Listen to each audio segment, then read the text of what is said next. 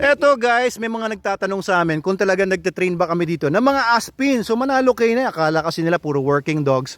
Pero ito ay isang Aspin na ang pangalan ay Duday. Duday po si Ito si head trainer natin, si Aldrich Boggs Bakay. Ito si Duday. Anong kwento nito si Duday, bro?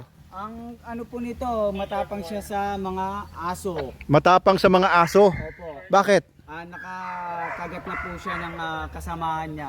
Wakwak yung Ano? Nakagat niya yung kasamahan niyang aso sa bahay? sa bahay. Wakwak yung dibdib. Dibdib, saka Oh. legs. May mga tahi-tahi. Pareho, kaya pala parang bagay kayo, di ba? Nawakwak din yung nipple mo nung ano. Oo, ito si Duda. Ilang taon na ito? Nasa ano lang po ito, 1 year. 1-year-old babae, no? Parang nag-hit. Napansin ko yung ano niya, puwerta niya. Parang malaki, di ba? Ayan. So, ilang araw na to nasa atin? 3 days, Doc. 3 days pa lang. Ayan, tapos super dog soap natin, parang may bawas-bawas yung balahibo niya doon, no? May mga konting patch siya. Oo. Anong kinakain daw niyan dati? Ano lang po ito, yung pagkain. Table food? Oo, gaganda yan sa SDN. Siyempre, pagka pinakain mo na ng SDN, the best dog food in the multiverse, ang mga aso, mas gaganda na ito si Duday. Oo, medyo may, pansin niyo ba, merong mga konting patches na balahibo, kulang yung balahibo niya dito. And dito, pagka ganyan, usually mga yan, metabolic problem yan, may nutritional, maaaring may nutritional deficiency. So, SDN ang gagamot dyan. Makita natin, no? I-video natin ito bago siya mag-graduate. 1 month lang naman siya dito, di ba? Basic obedience. Training, ano po ito, crash course, 2 weeks. Crash course, 2 weeks. May makikita pa rin naman tayong kahit paano na developments ito. So, si Duday ay isang Aspin. Ayan, maliit lang siya. Siguro ang weight nito, baka mga ilang kilo to? 12? 11.5. Ayun, 11.5. Ang galing ko talaga mag-estimate, di ba? Sabi ko 12, 11.5. Kulang lang ako ng kalahating kilo, pero kung kasama na niya yung kanyang collar and leash, 12 na yan. Oh, di ba? Galing ko, di ba? So itong si Duday, crash course para mawala yung aggression niya. Opo. Tapos ano po, sobrang exaggerated siya doon pag may nakita yung owner, damba ng damba. Damba ng damba sa owner. Babawasan lang yung energy niya, yung ano niya. Energy. Hyperactive. Pero sa tao, nangangagat siya. Hindi po. Mabait naman siya sa tao. Ayan, si Duday, guys. Good. Oo. So, 1-year-old.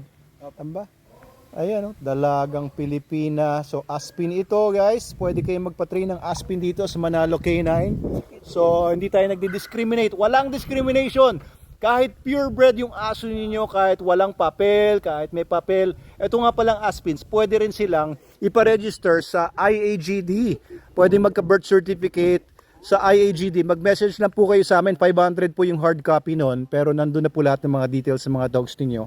Pwede nyo ikarga lahat doon.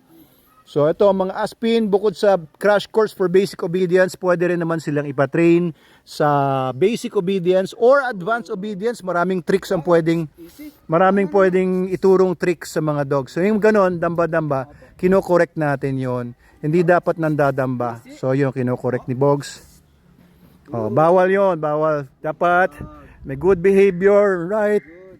Ano yun? Moral conduct and good behavior.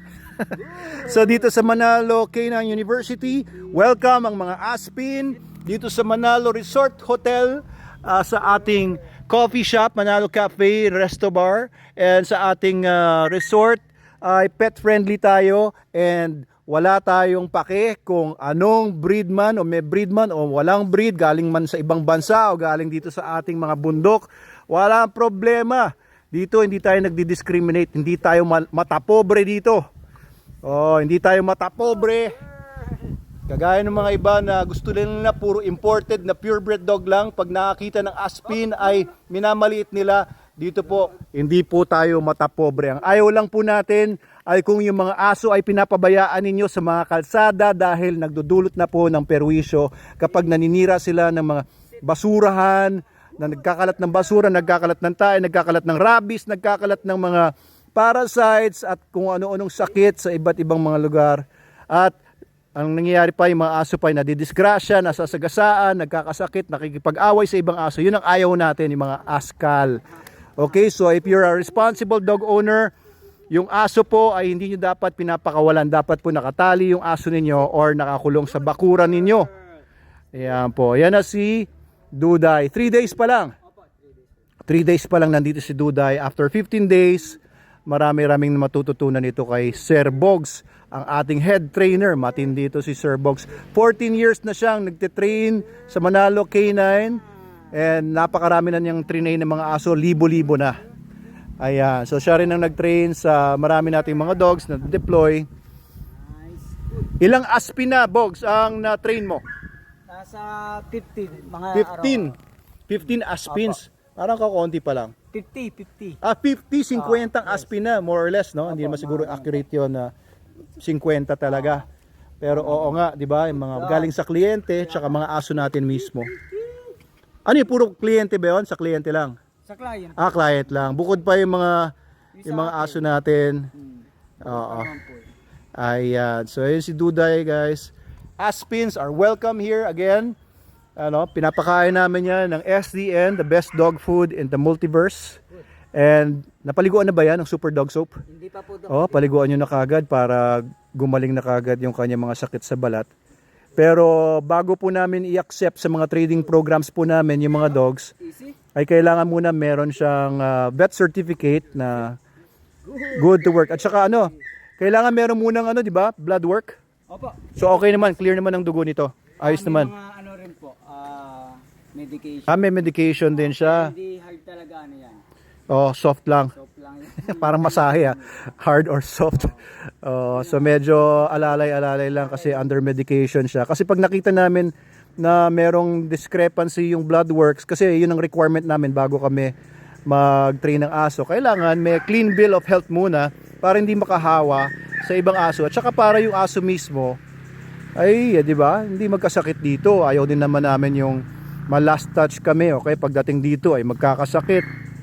Tapos kami masisisi. Kaya dapat pagpasok po dito, clear muna from your veterinarian na siya ay fit to train. Thank you, Bogs.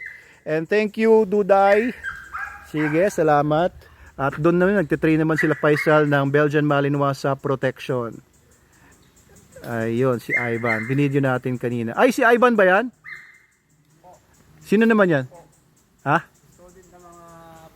Ay, mga puppies. Okay. Okay. Mabuhay po kayo. Please follow our page. Share nyo yung video na ito. At saka pumasyal po kayo dito sa Manalo Resort Hotel. Ayan, dito po tayo sa Binangonan, Rizal. Ayan, welcome po kayo dito. Pet friendly po ito. Kahit malalaking aso, kahit giant dogs, welcome po dito as long as hindi sila unruly, as long as fully vaccinated sila. Kaya kahit mga aspin, ay welcome na welcome po dito.